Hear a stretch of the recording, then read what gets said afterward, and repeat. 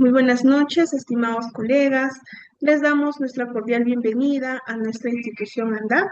El día de hoy para nosotros es un orgullo nuevamente aperturar un nuevo diplomado en vivo, que es todo lo referente al diplomado especializado de Derechos Humanos, Derecho Constitucional y Procesal Constitucional, el cual, como reitero, viene siendo organizada por el Ilustre Colegio de Abogados de Cañete con una certificación de 384 horas académicas, que son válidos para concursos públicos y privados, e inclusive para la Junta Nacional de Justicia, el cual este diplomado también, estimados doctores, se va a abordar en 16 sesiones en vivo, para lo cual nos van a acompañar en el desarrollo del mismo diversos ponentes conforme se puede compartir en el flyer. Bien, el día de hoy, el tema que se va a abordar en la apertura de este diplomado es todo lo referente a la evolución histórica de los derechos humanos, el cual en esta sesión nos va a acompañar nuestro ponente, el doctor Fernando Delgado Alvisuri. Nuestro ponente es especialista en derechos humanos, derecho constitucional y procesal constitucional. Y a muchos de ustedes, a nuestro ponente, los conocen. Bien, doctores, también reiterarles o recalcarles para que esta sesión se desarrolle de manera activa, dinámica, pueden encender sus cámaras. Aquellos que desean realizar sus preguntas lo pueden formularlo en el chat o en su defecto pueden alzar la mano para poder habilitarlos el audio. Eh, las preguntas que van a formular, estimados doctores, deben ser de acuerdo al tema que nuestro ponente va a abordar en esta sesión, teniendo en cuenta que son 16 sesiones en vivo en la cual se van a desarrollar diversos temas. Bien, estimado doctor Hugo, le damos nuestra cordial bienvenida y podemos dar inicio a esta sesión. Muchísimas gracias, doctor Fernando. Gracias, muy buenas noches por la presentación tan inmerecida, por cierto, hacia mi persona y agradecer nuevamente la invitación de ANDA por la invitación, por la gentil invitación para el inicio de las actividades de este diplomado que me parece de lo más completo y aparte diversificado y que enfoca esta parte del derecho público, ¿no? Derechos humanos, derecho constitucional, derecho procesal constitucional. Y además también ha reunido una selecta plana docente muy comprometida con el estudio y con la investigación. A todos ellos tengo el gusto de conocerlos y de compartir cátedra. Y por ello me complace esta invitación y formar parte de la selecta plana docente de esta actividad. Y bueno, el tema del día de hoy, esta visión histórica de los derechos humanos, se me ha planteado en especial por una coyuntura, digamos, cronológica. De acá a 8 días se va a celebrar mundialmente el Día Internacional de los Derechos Humanos, el día 10 de diciembre del año 48, en la ciudad de Dumbarton Oaks, en Estados Unidos. La humanidad decide, pues, considerar esta categoría jurídica ya no únicamente como un contenido de estudio, de gabinete, sino como una aspiración de carácter general. Los derechos humanos, a partir de esa época del 10 de diciembre del año 48, coincidentemente con la creación de Naciones Unidas, asumen un nuevo rol, ¿no? Es decir, un compromiso, una obligación, un imperativo ético de los estados civilizados, después de haber transitado por dos fracasos. Me refiero a la Primera Guerra Mundial y la Segunda Guerra Mundial, a la Primera y la Segunda Guerra Mundial, año 45, 39-45. Y el año 48 ya se inicia, pues, esta suerte de declaración, esta norma de derecho duro, esta norma, digamos, eminentemente principista, ¿no? Principista en ese sentido. Y bueno, sería interesante ver qué cosa ha pasado después de casi 75 años, ¿no? De haberse aprobado esa norma. ¿Qué cosa ha pasado después de 75 años? Los derechos humanos han tenido vigencia más allá de este tipo digamos, de percepciones en el ámbito de su positivización, efectivamente han sido categorías jurídicas obligatorias por los estados. Y uno se pregunta a veces si si estos derechos, los derechos humanos en específico, no son ciertamente, como dice la Corte Interamericana, derechos de protección invisible, ¿no? O derechos de protección imposible. No es posible, reitero, la protección, pues, completa de estas categorías jurídicas en un mundo como en el actual. Me refiero a esta situación de conflicto, de guerra, de hambruna, de crisis y de beligerancia. Entonces, la pregunta es, ¿deberíamos celebrar el tema el 10 de diciembre, esta declaración, o simplemente hacer un alto para la reflexión de vida de que en el mundo, en qué sentido estamos enrumbándonos a la consolidación de estos valores ecuménicos y universales? ¿Estamos en la primavera de los derechos o los derechos están, yo diría, frente a un eminente y evidente ocaso en el ámbito de su positivización y de su cumplimiento, ¿no? Porque de nada sirve que los derechos estén escritos si es que no se cumplen. Eso es algo de lo que vamos a ver el día de hoy, un poco la historia de estos derechos desde el punto de vista de las llamadas generaciones, un concepto que particularmente yo no estoy muy de acuerdo. Una tesis planteada por el profesor Karel Bass en el año 2007, que inicialmente cuando entra en vigencia en la palestra fue severamente cuestionada porque tenía una serie de omisiones y cuestionamientos. Ya posteriormente, con el transcurso del tiempo y siendo profesor Karel Basek una suerte de Nostradamus de los derechos humanos, en algo acertó, pero también en muchas cosas se equivocó. Entonces, a partir de esa primera categoría, los derechos humanos como concepto histórico, jurídico y político, es que vamos a analizar estas generaciones, incorporando ciertamente algunas omisiones o algunos puntos flacos o flojos en esta suerte de clasificación, de las muchas que pueden haber. Yo diría que la del profesor Karel Basek es una clasificación eminentemente histórica, ¿no? Eminentemente histórica y que parte de dos conceptos que plantea la doctrina, la del profesor Antonio Pérez Luño y la del profesor Pero Niken, que los dos hablan acerca, los más importantes estudiosos de esta materia, hablan acerca de los derechos humanos como categorías históricas, como contenidos de poder expresados en determinado momento histórico y que expresan la necesidad de garantizarlos vía procedimientos ordinarios o extraordinarios, ¿no? El día de hoy estamos ya frente a una estructura sistemática en materia de la protección de los DVH. Buenas noches. Estamos en una situación ciertamente, yo diría... Doctor, buenas noches. Un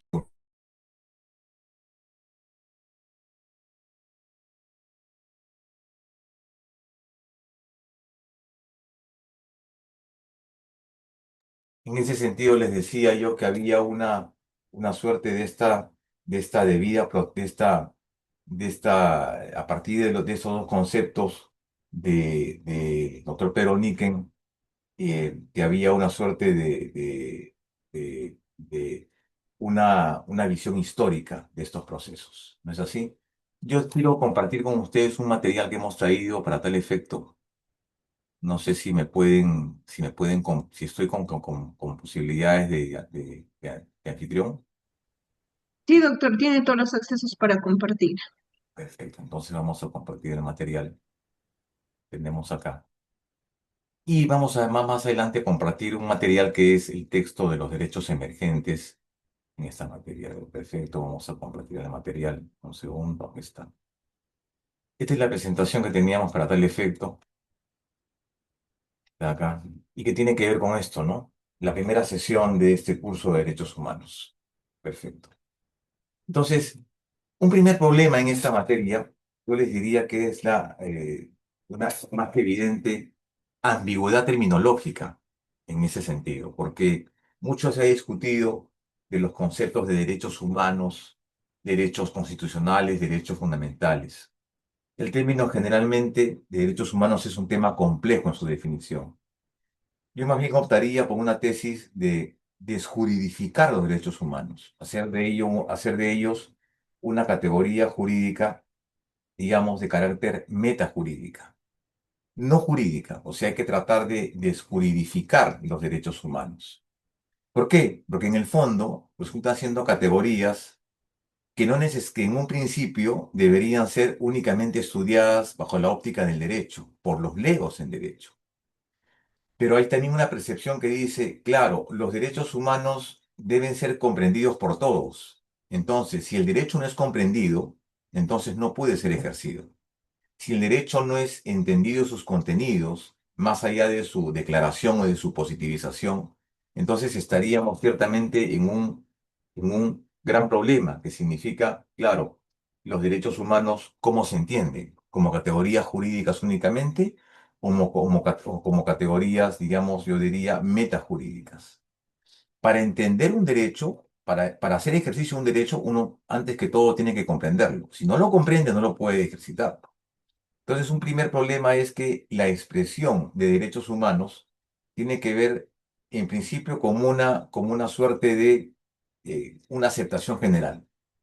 Claro, nos dicen los derechos humanos son inalienables, absolutos, imprescriptibles, inalienables y demás contenidos. Pero lo cierto es que en este ámbito, en este problema terminológico, yo creo que tienen una serie de asuntos pendientes que resolver. Eso tiene que ver básicamente en el sentido de su numerosa definición, ¿no? Acá tenemos una larga lista de una serie de contenidos que tienen que ver con derechos de libertad, derechos subjetivos, de la personalidad, esenciales, naturales, morales y demás, que históricamente han sido objeto de reconocimiento, ¿no? Distintas denominaciones, pero que, digamos, categóricamente asumen un rótulo, derechos humanos, un poco para establecer esta condición de universalidad, ¿no? El elemento de la universalidad y de este contenido propio de este derecho, de estos derechos, ¿no? Como categorías básicamente ecuménicas. Entonces, es un primer problema para entender los derechos humanos. Estamos frente a un contenido de naturaleza amplia, de naturaleza absoluta, ¿no? En el cual hay una necesaria comprensión de cambiar el lenguaje, usar un lenguaje, digamos, no necesariamente jurídico ni exclusivamente expresado en normas, sino expresado en principios, expresado en una intención y principalmente en los deberes de los estados, en el deber de los estados para su debida protección. Por eso es un primer problema que yo, digamos, he logrado identificar. Perfecto. Entonces, estos derechos humanos en el fondo, ¿qué cosas son? Exigencias éticas, imperativos éticos de tipo jurídico, político, social, económico y principalmente histórico, que han sido recogidas de manera histórica por declaraciones, pactos y acuerdos, y que significa eso, la exigencia de los estados para garantizar, para proteger y principalmente para realizar los derechos. Es decir, lo que plantea en su momento el artículo 1.1 y 1.2 del Pacto de San José, Costa Rica, ¿no? Los estados asumen esta obligación de garantizar, proteger y principalmente realizar los derechos humanos desde una perspectiva completa. Pero esta es una tarea eminentemente utópica, ¿no? Porque no es posible, pues, garantizar todos estos derechos, contemplados en las cartas políticas, ni mucho menos en las declaraciones. Por eso se habla de esta protección invisible o imposible. Yo diría que es una suerte de un factor de resiliencia. ¿Cómo es que superamos las deficiencias en base a una suerte de positivización? Entonces, la fundamentación tiene que ver con una cuestión tridimensional, ético, jurídica y política, sin perder de vista el elemento eminentemente histórico, que en nuestro caso resulta siendo importante, porque el elemento histórico tiene que ver con eso, la evolución de los derechos. Yo no voy a ir a Roma, a Siria, ni Egipto. Simplemente voy a tratar de establecer esa línea cronológica de los derechos de primera generación, segunda generación, tercera generación, cuarta generación, la quinta generación, ¿no? Y hacer hacer digamos, hincapié en algunos errores con respecto a esta metodología, digamos, democrática del profesor Karel Vásek, que se quedó en la cuarta generación, ¿no? Entonces, es importante señalar que tienen una exigencia ética recogido principalmente en declaraciones en cuanto a exigencias de carácter moral. Lo moral es lo debido, lo moral es lo correcto, lo moral es lo que el deber ser, y el deber ser es proteger al individuo, su dignidad por sobre todas las cosas. Pero más allá de eso hay el día de hoy una discusión interesante en el sentido de una discusión, yo diría, mucho más académica, ¿no? Derechos humanos, derechos fundamentales y derechos constitucionales. Los derechos humanos se desarrollan en el ámbito internacional de los tratados, en el ámbito del derecho internacional de los derechos humanos, ¿no? En el ámbito de esta visión dualista de los profesores DeWitt, Ancelotti y Tripel, ¿no? El dualismo en materia de los derechos humanos, el reconocimiento de dos instancias, instancia interna e instancia internacional. Ahí se desarrollan básicamente esto. Entonces, mientras que los derechos fundamentales implican básicamente una retórica distinta, los derechos fundamentales implican, digamos, en ese léxico, un concepto mucho más avanzado, un concepto mucho más estructurado, mucho más trabajado y que tiene que ver ya no únicamente con imperativos éticos jurídicos de cumplimiento obligatorio, sino con exigencias ético-jurídicas de estas facultades del individuo que deben ser debidamente garantizadas, pero con una gran diferencia. La diferencia entre el concepto de los derechos humanos y los derechos fundamentales es que los derechos humanos son categorías absolutas. Los derechos fundamentales son categorías limitadas. Estos derechos fundamentales se pueden limitar en atención a una eventual restricción, partiendo de una premisa de la razonabilidad, de la proporcionalidad y principalmente de las condiciones en las cuales se puede presentar ciertamente este ejercicio del derecho. Y los derechos constitucionales tienen que ver, evidentemente, con la positivización de los derechos, ¿no? Ya desde la Carta de Estados Unidos ya encontramos los derechos debidamente positivizados, ¿no? Ya sea en enmiendas, ya sea como consecuencia de fallos de tribunales constitucionales, o ya sea en el sistema norteamericano a partir de la Corte Suprema Norteamericana que comienza a crear derechos a partir de casos emblemáticos, es decir, las famosas enmiendas, derechos escritos, ¿no? Entonces, hay en principio esa primera gran discusión, ¿no? La ambigüedad terminológica. Otro elemento tiene que ver con esto es la progresiva ampliación histórica del uso y el significado de la expresión. Acá tenemos un contenido eminentemente emotivo y principalmente utópico. La carta del año 48 es principista, es hermosa, es ambiciosa, pero es imposible de realizar. Por eso se dice que es una carta de derecho duro, ¿no? Los contenidos, ciertamente, muchos de ellos son irrealizables. La carta dice, por ejemplo, toda persona tiene derecho a la vida, una vivienda digna, un sueldo digno, una alimentación, una vivienda, al trabajo, a la salud, a la educación. Eso se cumple cuando estamos frente a una cuarta parte del mundo que pasa en hambruna, ¿no? Y que pasa en crisis y que pasa en guerra. Entonces, a veces hablar de los derechos humanos sería una suerte de utopía, ¿no? Por eso se dice que tiene un carácter eminentemente utópica. Y lo otro que me parece importante es la permanente ampliación histórica de los derechos. Y eso vamos a dedicar una parte de la clase el día de hoy para hablar acerca de estos derechos nuevos que han surgido, los derechos emergentes, ¿no? Es evidente que la Declaración Universal de los Derechos del Hombre del año 48, digamos, al día de hoy es totalmente desactualizada. Yo no diría que es inoperativa, sino desactualizada. No ha sido capaz de recoger los influjos o esos contenidos de una sociedad contemporánea que tiene cada vez mayor nivel de reivindicación social, de reivindicación económica con respecto a determinados grupos y minorías, que vamos a ver, ese tema lo vamos a ver más adelante. Pero evidentemente hay una progresiva ampliación histórica del uso significado. Ahora puede englobar inclusive otros derechos, yo diría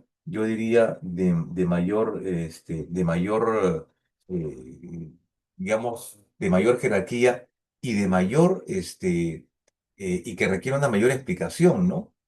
Yo la semana pasada estuve participando en un foro en la ciudad de Brasilia que hablaban acerca de los nuevos derechos, los derechos de la inteligencia artificial, los derechos del chat GPT, los derechos, por ejemplo, estos derechos que tienen que ver con la cuarta revolución industrial, ¿no? Los derechos de la IA, por ejemplo. Derechos nuevos. Son derechos eminentemente nuevos, pero que los derechos humanos de la Carta del 48 no ha sido capaz ni siquiera digamos, nunca se imaginaron los legisladores del año 48, ¿no? Principalmente el presidente de la Asamblea en esa época, el profesor Pierre Cassin, ¿no? Nunca se imaginó que estos derechos podrían, digamos, suceder o aparecer en el mundo, ¿no? Y estos derechos nuevos que han surgido, por eso tienen un contenido eminentemente dialéctico. Esta ampliación permanente de los derechos se ha debido principalmente, yo diría, y principalmente al, al, al activismo de los tribunales constitucionales en el mundo, y principalmente en Europa. El reconocimiento, por ejemplo, del derecho a la muerte digna, a la renta básica, al agua potable, derecho a la vivienda, derecho a la alimentación, derecho, una serie de derechos religiosos, derecho a la orientación sexual. Son básicamente experimentos que se han dado en un principio a nivel de tribunales constitucionales en Europa y que en el Perú ya vienen siendo objeto de un reconocimiento, pero en una suerte de una jurisprudencia, yo diría, germinal, que está en pleno proceso de consolidación y de crecimiento. A pesar de que ya tenemos en el Perú casi 20 años de jurisdicción constitucional, yo diría un poco más, ¿no? Desde el año 70, desde la Constitución del 69. Y lo otro es una fuerte carga ideológica, ¿no? Claro que sí, la determinación de los derechos humanos parte mucho del sistema político imperante. Yo diría que el sistema político es el que lo crea, lo recrea, lo cobija y ciertamente es una suerte de embrión. Los derechos humanos resultan siendo ¿qué cosa? Categorías jurídicas, éticas, políticas, pero principalmente expresión del poder y del sistema político imperante en donde se desarrolla. Voy a plantear dos paralelos, ¿no? Dos paralelos. Número uno, un primer paralelo que, por ejemplo, es el paralelo comunista. Paralelo comunista, y esto ustedes lo pueden apreciar en la carta rusa de la Federación Rusa del año 80, decía, por ejemplo, la carta rusa, que los derechos humanos eran creación del Estado. Entonces, el Estado era el que te daba los derechos, te los reconocía los derechos, y por tanto, el Estado podía limitártelos, en esa visión comunista. Un escenario. Otro escenario que para nosotros resultaría, digamos, bastante conocido, y que la gente a veces, digamos, lo asume, o en todo caso no los critica, ¿no? Por ejemplo, digo, no los critica por, no sé si por conveniencia o por admiración. Pero, por ejemplo, cuando ocurrió en el Perú, en el mundo, el campeonato mundial en la ciudad de Qatar, ¿no? Veían pues a Qatar como una maravilla, ¿no? Como la gran panacea de sociedad, de economía, ¿no? Digamos, el paradigma de los estados en el ámbito de una economía boyante. Sin embargo, en Qatar y en los países árabes hay un evidente desconocimiento de derechos, ni siquiera de segunda, de primera, sino de derechos elementales fundamentales. Las mujeres no podían salir a la calle con el rostro descubierto, o no podían mostrar parte de su cuerpo, o tenían que ir dos pasos atrás del esposo. Las mujeres en las sociedades árabes no tienen el derecho a estudiar. La única función, la única labor que tienen, la única justificación de su existencia es atender al esposo. O sea, podemos hablar de derechos humanos en economías tan bollantes como los estados árabes, que se dicen democráticos, que tienen otros sistemas políticos, pero que lamentablemente no tienen ni un ápice de respeto en ese sentido. Entonces, yo diría que el sistema político determina ciertamente los modelos estructurales en materia de derechos humanos. Otra situación distinta se da en Estados Unidos, ¿no? En Estados Unidos se da una situación de derechos, de protección, digamos, relevante, donde prevalece el plexo ya no del nosotros, sino del yo. Esta posición individualista, ¿no? Esta posición extremadamente liberal de los derechos humanos. el progreso económico, la liberalidad, ciertamente la libre economía de mercado, nos lleva a pensar en derechos más individuales. Por eso se dijo en su momento que los derechos humanos representan dos tipos de modelos. Un modelo norteamericano, los derechos civiles y políticos, y por otro, los derechos en un ámbito de un Estado totalitario comunista, los derechos económicos y sociales, más conocidos como los DESCA. Ahí viene un poco, digamos, este conflicto. Por tanto, son categorías jurídicas, pero no totalmente aisladas de este fundamento que tiene que ver con esta, número uno, ampliación histórica y uso de la expresión de derechos humanos, no también que tiene que ver con una fuerte carga ideológica de cómo los estados se estructuran a partir de un contenido. En el caso peruano, yo creo que no hay mayor problema porque desde la Constitución de Cádiz y la Constitución de Bayona, nuestro Estado es un Estado, yo diría, un Estado democrático, pero que privilegia a la persona humana por sobre todas las cosas. Los derechos fundamentales y su dignidad es el fin supremo del Estado y es su deber protegerla y resguardarla. Bien, temas interesantes. Acá tenemos algunas definiciones de los derechos humanos antes de entrar al tema que tiene que ver con esta categoría, a modo de concepto, ¿no? A modo de concepto y principalmente a modo de definición. Y hay varias a las cuales solamente voy a señalarlas porque ciertamente me parecen en algunos casos, digamos, insuficientes, ¿no? Hay una, por ejemplo, que se llaman estas definiciones de tipo tautológicas, ¿no? Una definición es muy tautológica, tiene que ver, dice, los derechos del hombre son los que le corresponde al hombre por el hecho de ser hombre. Es decir, una cuestión simplemente por resultado, por consecuencia o por origen, ¿no? Los derechos del hombre le corresponden por ser hombre. Perfecto. Las formales. Una definición dice, los derechos del hombre son aquellos que pertenecen o deben pertenecer a todos los hombres. Una suerte de generalidad, una suerte de representatividad, pero que no entra al ámbito eminentemente ontológico individualista. Y las teológicas que dicen, ¿no? Claro, los derechos del hombre son aquellos que son imprescindibles para el procesamiento de la personalidad humana. Es decir, el tema de la inmutabilidad, de la inalienabilidad, que en ese caso son características básicas de los DDH en el contexto de esta materia. Bien, entonces acá quiero quedarme con estas dos definiciones descriptivas. ¿No? La primera es el profesor Antonio Pérez Luño y la segunda es el profesor Pero Niken, que son los más importantes representantes de los derechos humanos, digamos, estudiosos en esta materia. ¿Qué dice? Primero, un conjunto de facultades y instituciones que en cada momento histórico concretan exigencias de la dignidad y la libertad, los cuales deben ser reconocidos positivamente por los ordenamientos jurídicos.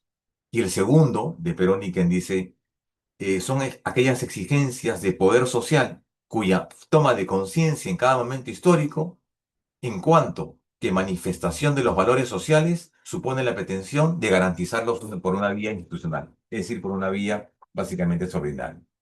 Esos son los conceptos que yo quiero quedarme. Y esta definición yo creo que supera una serie digamos, de deficiencias. La primera de ellos parte, en principio, de entender los derechos humanos como categorías históricas,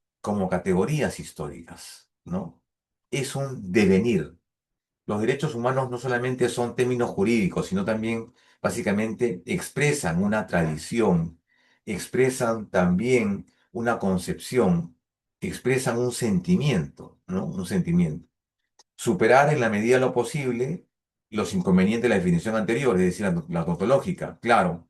O sea, era la visión, yo diría, era una visión antigua, esta visión de Santo Tomás de Aquino que decía, claro, pues si el creador es digno, entonces la criatura es digna. Entonces, claro, el hombre es digno porque su creador es digno. Bueno, pero particularmente a mí esa definición no me satisface, ¿no? Acá hay que hacer, yo más bien no soy yo naturalista, sino más bien soy racionalista. Yo más bien creo en la razón que crea el poder y el poder crea la ley y la ley crea el derecho. Esa visión yo naturalista te habla del libre albedrío, de que la tierra, de que el hombre y la mujer fueron creados por el soplo divino en 7 días y el día 7 Dios descansó y el sexto día creó la mujer y el hombre. Esas son efectivamente posiciones que las respeto, pero particularmente no las comparto. ¿No? Yo más bien creo en Darwin, que el hombre se crea a partir de la presencia del chon, ¿no? Carbono, oxígeno y nitrógeno, ¿no? Y que sale del mar y que, digamos, aparece como una consecuencia de la selección de las especies. Supera una concepción puramente jurídica de los derechos, la teoría de los derechos humanos como forma de poder social. Supera en consecuencia la clásica contraposición y un naturalismo y positivismo, que ha sido, digamos, el gran debate histórico en la Edad Media. La posición de San Tomás de Aquino con la posición, por ejemplo, de los grandes representantes de esta visión naturalista, por ejemplo, John Locke, Rousseau, Jacobo Rousseau, em, los grandes representantes, digamos, de la visión francesa, ¿no? De los derechos humanos. Recoge la triple dimensión ético, jurídica y política de los derechos humanos y establece una definición formal en cuanto pueda ser referida a cualquier momento histórico, es decir, trasciende los contenidos, estas dos definiciones que hemos dado en un principio. Bien, entonces a partir de ello, el profesor Karel Basek nos habla acerca de eso, ¿no? Pero antes de eso quiero entrar a esta otra parte que tiene que ver con algunos conceptos importantes. El tema de las características, para entrar en la segunda parte de la sesión, a desarrollar el tema de las edades, de esta clasificación del profesor Karel Basek en el año 2007. Bueno, hay algunas características a saber de los derechos humanos, ¿no? Yo diría algunas importantes. Esta que tiene que ver en principio con un elemento de inmutabilidad. No es posible establecer un catálogo de derechos que tenga validez general con carácter supratemporal. Y eso es cierto. No es posible. Por eso es que la Declaración Universal del año 48 tiene esa deficiencia, ese vacío, esa falencia. Porque no era posible en un mundo tan, pero tan disímil, tan diverso, con distintas religiones, modelos políticos, nacionalidades, aspiraciones, idiomas, religiones, no era posible pues congregar y resolver básicamente todos los derechos por parte de todos los estados. Ahora son 211 estados, pero en esa época ¿cuántos eran? 119, no más, ¿no? Y fueron progresivamente asumiendo la Carta de Naciones Unidas como la carta de carácter fundamental, desde el punto de vista principista. Entonces, este concepto no es posible establecer un catálogo de derechos que tenga validez general. Es que no es posible el día de hoy, porque cada estado tiene sus propios derechos. Cada estado a lo largo de su historia ha creado derechos. Ha creado derechos a partir de sus cartas políticas, ¿no? Y solamente les voy a dar un ejemplo. Ustedes comparen la carta boliviana del año 2000 con la carta peruana. Se van a dar cuenta que la carta boliviana, la Constitución del Estado Plurinacional de Bolivia, es una carta muy completa. Yo diría que es la muestra más importante de una visión neoconstitucional, ¿no? Una carta muy completa. Ve los derechos de los migrantes, de los minusválidos, adultos mayores, personas privadas de libertad, desplazados, los derechos de la tierra, los derechos de los campesinos, una construcción jurídica de los derechos humanos extremadamente amplia, que sería, si nosotros tendríamos que darle y reconocer y decir, hay que darle un Oscar, así como se da una película, un Oscar, yo le diría, habría que darle a la Constitución boliviana un Oscar por esta creación tan perfecta, tan completa, ¿no? Claro, eso es en el caso de los bolivianos. Y que mucho tenemos que aprender de ese modelo. Entonces, ciertamente estamos hablando que hay modelos que no tienen validez definitivamente. No existe un catálogo definitivo de derechos. Claro que sí, no existe. ¿Por qué? Porque los países van creando, a partir de sus modelos políticos, sus propios derechos fundamentales, sus propios derechos no enumerados. Por ejemplo, en el caso peruano, en el artículo 3, a partir de esa precisión, se han creado varios derechos, entre otros derecho al agua potable, derecho a la objeción de conciencia, derecho al olvido, derecho a la protesta, el de invisibilidad en plazo razonable, una serie de derechos que no están en la Constitución Política del Estado, ¿no? Igualmente se han creado otros derechos que tienen, digamos, otro reconocimiento a nivel de cortes, a nivel de jurisprudencia, a nivel de derecho comparado. Por ejemplo, este derecho que reconoce el derecho a la muerte digna. Por ejemplo, un derecho humano, pero que no ha sido reconocido por todos, por ejemplo. Entonces, es imposible crear un catálogo definitivo o taxativo de derechos humanos. La evolución de las fuentes del poder y las formas de organización social o política como determinantes objetivos de su existencia. Obviamente, no es posible crear, digamos, una suerte de un catálogo cerrado, definitivo y taxativo, es decir, estos son los derechos en puridad, derechos humanos que deberían ser protegidos. Ello no es posible en la actualidad, precisamente por este carácter de inmutabilidad. Y este que está acá, los derechos humanos como caracteres, como conceptos históricos. No existe un criterio a priorístico de los derechos humanos. El concepto de los derechos humanos está siempre enriqueciéndose con los cambios históricos. Claro que sí. Vamos a ver cuando veamos estas categorías, estas edades de los derechos, vamos a ver que los derechos no es que se crean a partir de estos hechos. Los derechos, digamos, aparecen, se enuncian y luego se positivizan. O sea, para los derechos humanos hay tres posibilidades. O los derechos nacen vía jurisprudencial, o los derechos nacen por las enmiendas constitucionales modelo norteamericano, o los derechos nacen como reivindicaciones sociales, por ejemplo, las 8 horas. O los derechos resultan siendo categorías inmanentes del individuo. Les pregunto, ¿alguien sabe exactamente cuándo se recrea la dignidad humana como derecho? La dignidad humana viene desde tiempos bíblicos, ¿no? Lo que le dije, esta visión religiosa, ¿no? El hombre es digno porque su creador es digno. Y el hombre nace imagen y semejanza de Dios. Si Dios es digno, su criatura es digna. No, básicamente son conceptos planteados por Santo Tomás de Aquino, ¿no? Los derechos humanos corresponden a unas determinadas culturas políticos, sociales y culturales propias de determinado momento histórico en una sociedad determinada.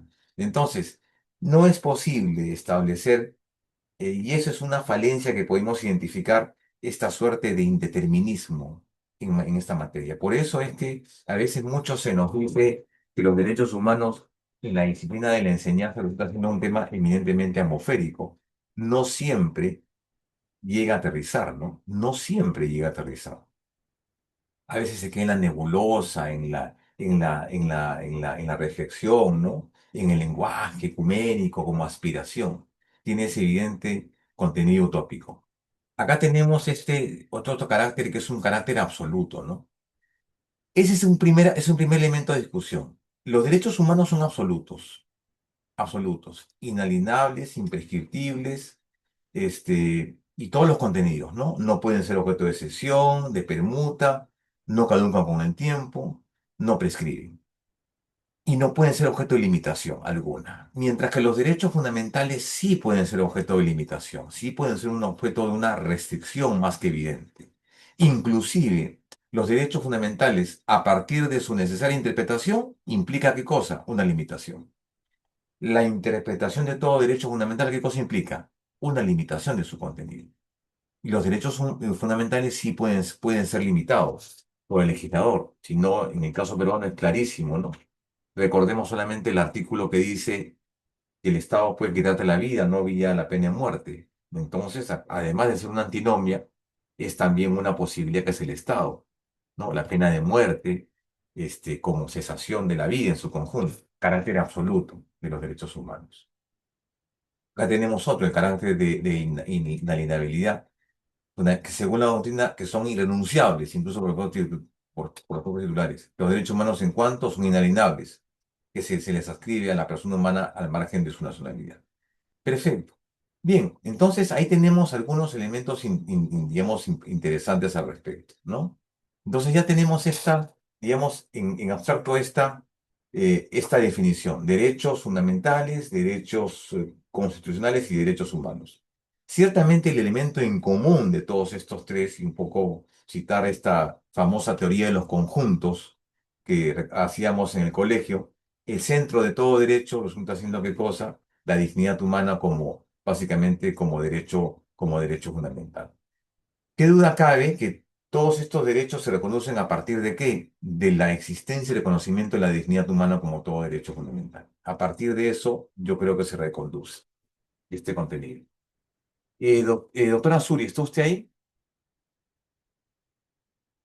Doctora Suri, ¿está usted ahí? Sí, doctora. Sí, le puedo pedir unos 2 minutitos, lo que pasa es que Doctor, tengo que cargar mi laptop porque se me está apagando. Me da unos 2 minutitos, por favor. ya, ya, ¿Ya? no se preocupe, doctor. Y así le demos tiempo también a los alumnos para que haya preguntas o interrogantes.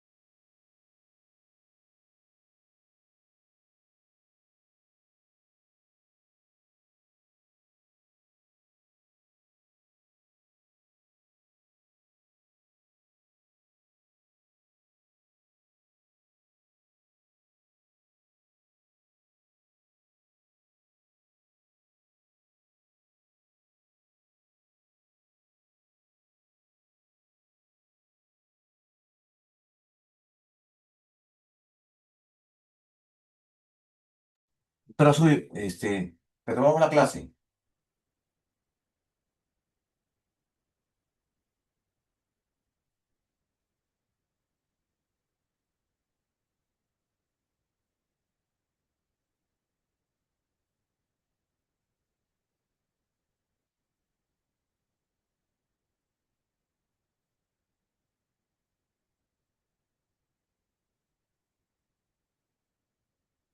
Perfecto.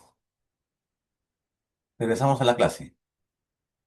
¿Están ahí? Por favor, ¿me copian? Sí, doctor, sí se escucha.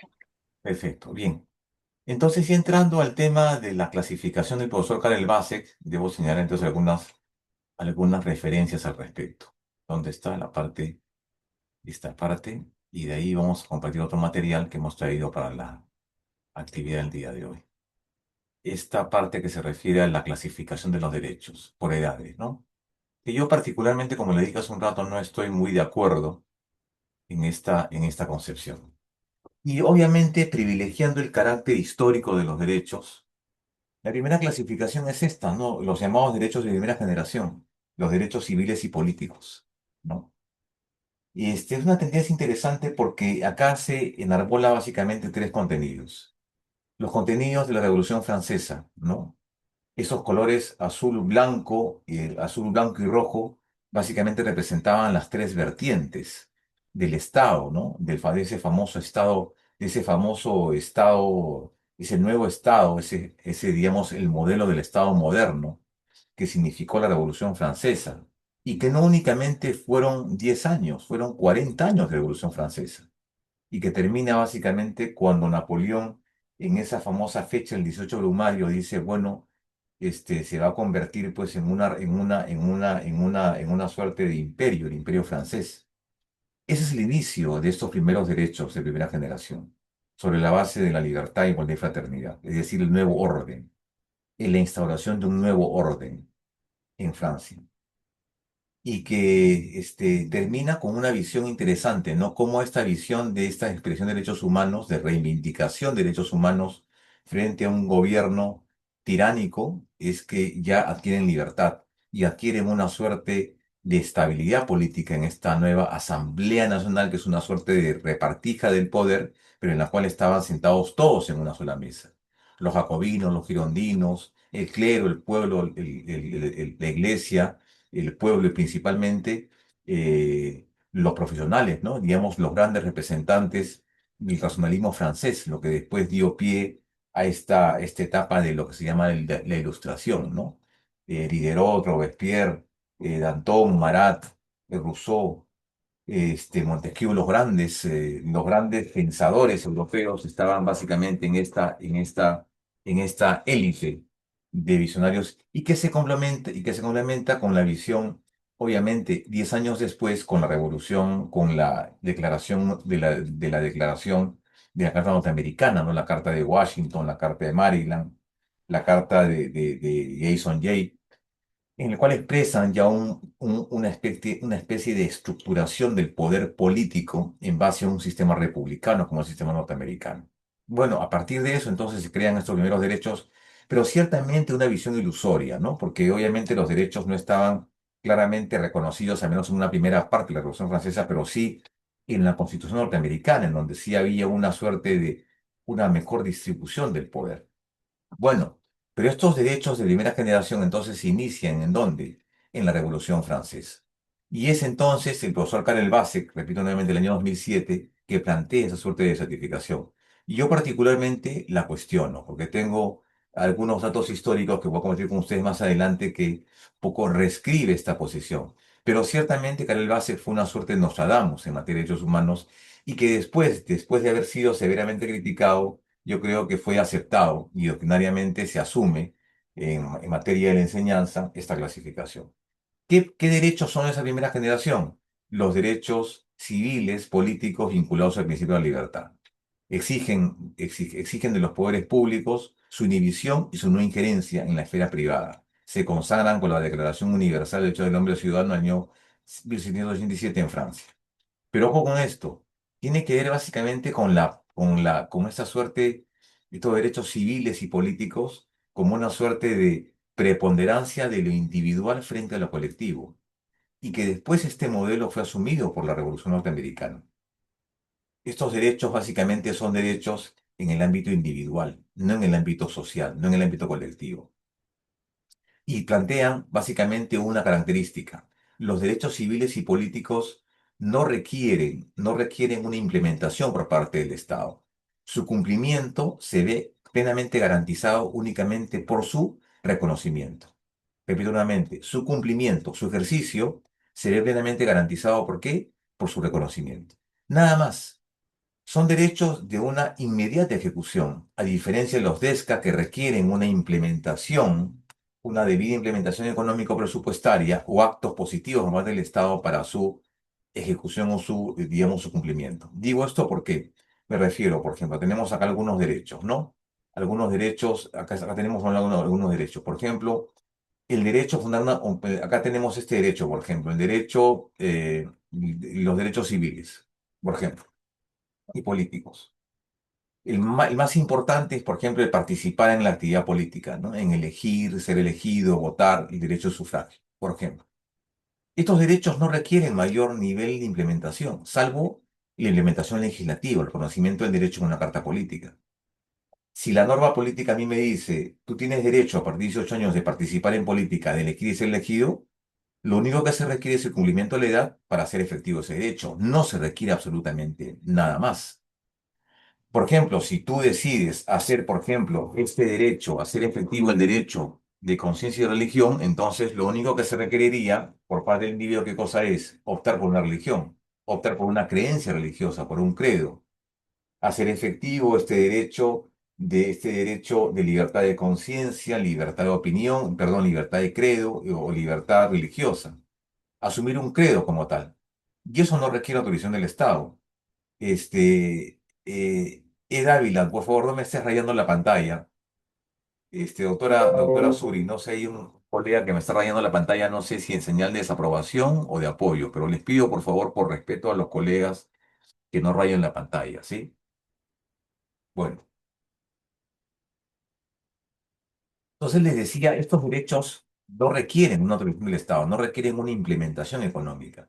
La sola positivización del mismo, simplemente constituye el hecho de su reconocimiento y su pleno ejercicio. Por ejemplo, este que está acá, que ciertamente lo reconoce en el artículo 16, la Declaración Universal de los Derechos del Hombre y Ciudadano, de casarse y fundar familia, ¿no? Es un derecho que la Declaración del año 48 lo reconoce como tal. Sin embargo, muchos estados dejan al ámbito legislativo, al constituyente, su reconocimiento. Es decir, el derecho a casarse y formar familia no es un derecho fundamental per se, es una condición. Sin embargo, considero que para casarse no requieres autorización del Estado, ¿no? Simplemente, ¿qué requieres? Tener una edad hábil y expresar tu voluntad de hacer una vida en común con otra persona, sin impedimentos, ¿de acuerdo? Igualmente para fundar una familia. Entonces, no requieres una autorización del Estado, no requieres el cumplimiento de exigencias para el ejercicio de estos derechos. Y hay una gran diferencia de ello con respecto a los DESCA, que sí requieren una implementación. Por ejemplo, derecho a la vida, a la libertad, seguridad, igual protección a la ley, presunción de inocencia, libertad de circulación y propiedad. En el caso de la propiedad tiene que ver con un derecho, digamos, en específico importante, ¿no? Porque este derecho te plantea, así como existe un derecho a la propiedad, también existe ciertamente una exigencia de que los derechos tienen implícitos privaciones, tienen implícitos límites. Así como el derecho puede ser ejercido, pero con limitación preexistente, las libertades públicas no operan de la misma manera. Las libertades públicas operan en sentido contrario. Hay este ámbito amplio, libre o exento de limitaciones. Esa es la diferencia entre derecho y libertad. El derecho tiene implícito siempre una limitación. La libertad no. La limitación de la libertad se da en el pleno ejercicio de esta atribución. La libertad de pensamiento y conciencia y religión, que son evidentemente cuestiones eminentemente confesionales e íntimas, pero no requieren el reconocimiento, digamos, más allá del reconocimiento del Estado, que es su única condición, no requieren mayor nivel de habilitación. Entonces los derechos civiles se marcan en ese, digamos, en esa óptica. No requieren una implementación del Estado, simplemente basta su reconocimiento. ¿Dónde se crean estos derechos? Estos derechos se crean, nuevamente repito, Revolución Francesa. En ese proceso, complementado con la Revolución Norteamericana y con la Carta de Washington, la Carta Norteamericana, que extrañamente es una carta, digamos, la carta más perfecta, ¿no? Más de 200 años. Sin embargo, es una carta que no tiene, pues, no tiene estructurada esa parte de derechos. La Carta Norteamericana no tenía en su momento derechos fundamentales, no tenía derechos humanos, una cosa extraña, ¿no? La primera carta moderna que no tenga derechos fundamentales, ¿y por qué razón? Y eso lo planteaba en su momento el federalista Hamilton, George Hamilton en su libro Federalista, cuando decía lo siguiente, y en eso coincido: ¿por qué el constituyente tiene que imponer los derechos a los ciudadanos? ¿Por qué no dejar que las generaciones venideras impongan, desarrollan y declaren sus derechos? Estamos en un país libre, ¿no? Decían los forjadores de la nación norteamericana. ¿Por qué tenemos que imponer los derechos el día de hoy a futuro de las generaciones de la generación norteamericana a futuro? Por eso es que no se crean derechos. Los derechos se crean a partir de fallos paradigmáticos que se conocen como las enmiendas, el número 26 a la fecha. Pero es un caso extraño, ¿no? Cómo este ejemplo de constitución que no tiene derechos, crea derechos a partir de fallos? El modelo de la creación de los precedentes en contraposición con el famoso common law inglés y el civil law norteamericano, ¿no? La creación del precedente y la creación del case law, ¿no? Una cosa extraña. Sin embargo, estamos hablando de esta primera aproximación. Los derechos civiles, ¿cuál es su origen? La Revolución Francesa y conjuntamente la Carta Norteamericana 10 años después. Primeros derechos. Entonces tenemos ya un dato. Los derechos de segunda generación tienen dos antecedentes. Yo diría, y en eso Karel Bassett un poco que se equivocó, decía, por ejemplo, los derechos de segunda generación son los derechos vinculados a estos llamados DESCA, los derechos sociales y económicos, derechos sociales y económicos, también llamados derechos programáticos, derechos sociales y económicos y también llamados derechos programáticos. Derechos sociales y económicos, pero que en su momento fueron, yo diría, ciertamente albergados por un concepto que se llamó en su momento el constitucionalismo social, que no es otra cosa que la incorporación de estos derechos en cartas políticas, por primera vez en la historia del mundo. Tres hechos importantes: la Revolución Rusa, la Revolución, la Constitución de Weimar y la Constitución mexicana. 1917, 1918 y 1919. Estas tres cartas políticas incorporan derechos sociales en sus textos constitucionales. Es lo que se conoce como el constitucionalismo social. Pero claro, estamos hablando ya no derechos que tienen a partir de su reconocimiento un amplio despliegue de facultades, sino son derechos que requieren por parte del Estado un mayor nivel de protección e implementación. Estos derechos, supuestamente, y coincido con eso, a partir de su reconocimiento, a partir de su positivización, y resultan siendo imperativos jurídicos, éticos de cumplimiento obligatorio. El Estado debe cumplirlos más allá de sus posibilidades reales. ¿De acuerdo? ¿Y cuáles son estos derechos? Los derechos de ámbito económico y social. Vamos a ver algunos. Trabajo, igual salario, seguridad social, remuneración, educación, participación en la vida cultural de la comunidad, protección a la maternidad, vivienda y salud. Pero principalmente son tres. Yo diría que son cuatro: salud, educación, trabajo y seguridad social. Y pensión. Cinco. Repito: salud, educación, trabajo, seguridad social y pensión. Pero esos derechos resultan siendo ciertamente ilusorios si es que no tienen una contraprestación por parte del Estado, ¿no? Es decir, el Estado no podría ciertamente decir: yo protejo estos derechos si no los garantizo económicamente. Me hace recordar un poco lo que pasó en la pandemia, el año 2021 en adelante. El Estado tenía la obligación de garantizar salud. El Estado tenía la obligación frente al ciudadano en el sentido de esta prescripción constitucional de garantizar qué cosa, salud. Perfecto. ¿Y qué pasó en la pandemia? Recordemos, la gente se moría. La gente reclamaba al Estado y decía, cómo el Estado no nos brinda oxígeno? ¿Cómo el Estado no nos da una atención médica digna? ¿Cómo el Estado nos abandona y nos dice, anda, si no hay una cama UCI en un hospital del Estado, anda a una clínica, y la clínica te cobraba pues 20, 40, 50 veces más que un hospital del Estado, ¿no? Y es más, te cobraba inclusive 4, 5, hasta 20 veces más, por ejemplo, el costo de las medicinas. ¿Era posible que que el ciudadano reclame al Estado ello frente a esa incapacidad? Les doy un dato, o algo que ocurrió en la ciudad de Trujillo justo en la época de la pandemia, en la peor época de la pandemia, un ciudadano trujillano, ya de avanzada edad, conocedor de sus derechos, eh, se ve afectado por el COVID. Y entonces va al hospital del Estado y le dice, señorita, quiero internarme porque estoy con el COVID. Soy una persona, soy un adulto mayor. Y el de la puerta le dice, señor, ve usted, voltee y una cola de 500 personas antes que usted. No lo puedo atender. Sí, pues, pero el Estado me garantiza a mí ese derecho. El Estado me garantiza a mí ese derecho. El estado de atención prioritaria, no solamente por una persona en el estado de vulnerabilidad, sino adulto mayor, y aparte es mi derecho. Lo que ocurre es que este señor, luego digamos, de seguir consejo por su abogado, le dice, plantea un proceso de amparo constitucional para que te garanticen este derecho. Y el señor efectivamente lo planteó. El juez lo admite en primera instancia, y imagínense ustedes el efecto. ¿No? El efecto que tiene este derecho si un juez lo amparaba y decía fundada la demanda. Bueno, habría que esperar segunda instancia para que esto efectivamente asuma la condición de cosa juzgada.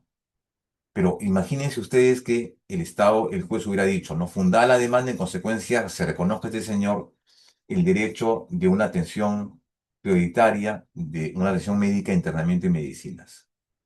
Ese derecho debería reconocerle a todos por igual. Imposibilidad económica versus satisfacción del derecho. Esa es la lógica de los DESCA. Esa es la lógica de los DESCA. Y un DESCA y su exigibilidad supone una parte importante, que hay derechos que no han sido debidamente satisfechos. Y por tanto, por eso es que existe este nivel de inexigibilidad. Los derechos no han sido satisfechos. A eso se refiere la Corte cuando dice, los estados, la Corte, el Sistema Interamericano de Protección de Derechos Humanos, establece una protección imposible, una protección fantasma. Estando los derechos están, pero es imposible protegerlos o satisfacerlos de manera plena. Por eso es que los sistemas interamericanos, el sistema interamericano y la Corte Europea asumen una tesis básicamente minimalista, ¿no? Lo mínimo indispensable te lo garantizo. Esa tesis tiene que ver básicamente con tres posiciones, ¿no? La posición de lo que se llama el estándar mínimo de derechos o el mínimo vital, es una tesis planteada por el profesor Robert Alexi que decía, claro, en el tema de los DESCA no hay un debate parlamentario, no hay un prorrateo político. Los derechos son de todo o nada. Los derechos son de todo o nada. Eso significa que deben cumplirse, más allá de la imposibilidad del Estado. La otra es la tesis que plantea el profesor Luis Ferrajoli, decía, ¿no? Estos derechos no pueden quedar librados al debate judicial. Estos derechos deben ser ejecutados por el Estado. O sea, no le podemos dar la prerrogativa a un juez para que resuelva estos casos. ¿Por qué? Porque estamos hablando de derechos que tienen que ver con ciertas consecuencias de previsión necesarias que asume un juez al momento de una sentencia. En el caso, por ejemplo, que acabo de señalar de ese señor en Trujillo del COVID. Lamentablemente ese señor, antes de que la sentencia fuera fundada, falleció. Porque si no, imagínense ustedes el descalabro económico que hubiera generado eso, ¿no? Un juez decide, reconozca a ese señor el derecho a atención médica privilegiada urgente, debería hacerlo para todos. ¿El Estado de dónde va a sacar dinero para atender a todos? Ese es el problema. Y la otra posición es la posición del profesor Pietro Sanchís, que decía de igualdad material. El derecho reconocido a uno es un derecho reconocido a todos. La igualdad material prima sobre los derechos individuales. un concepto también interesante, ¿no? El profesor Pietro Sanchís. Bueno, tres tesis que hemos dado, digamos, en un principio. Bueno, entonces, estos son los derechos de segunda generación. ¿Y dónde se crean, según Karel Bassett? El año 29, en la famosa crisis norteamericana del New Deal, del Nuevo Orden. Estados Unidos entra en una debacle económica como consecuencia del crack norteamericano. Las grandes empresas, las grandes empresas comienzan a cerrar. Las grandes empresas principalmente dedicadas a la industria automotriz comienzan a cerrar. Recordemos en esa época el famoso crack norteamericano, antes de la Segunda Guerra Mundial, con la prohibición del licor, ¿no? Con esta famosa serie de Elliot Ness y la aparición de Al Capone, ¿no? Que era digamos, el dueño de estos grandes negocios, de los bares clandestinos, de la venta de alcohol. Ahí se crean estos derechos.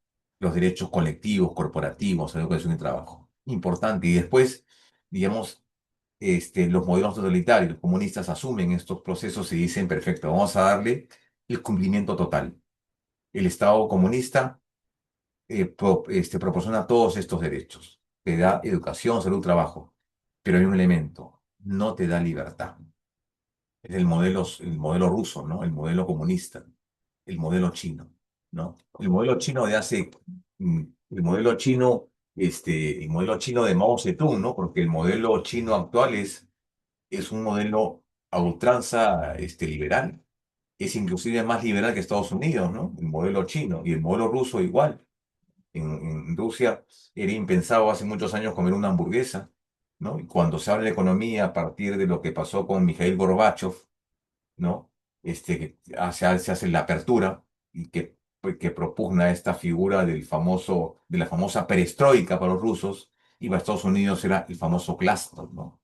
Entonces, ese era el modelo ruso privilegiaba qué cosa? Derechos de trabajadores, derechos sociales, políticos, derechos sociales y económicos, los famosos DESC. Aquí están los derechos sociales. Entonces, esta segunda etapa tiene que ver con estos derechos que tienen que ver con salud, educación, trabajo, seguridad social, remuneración y pensión, entre otras cosas, ¿no? Bien, entonces tenemos este segundo nivel de derechos. Los derechos de tercera generación ya tienen una visión un poco más anticolonialista.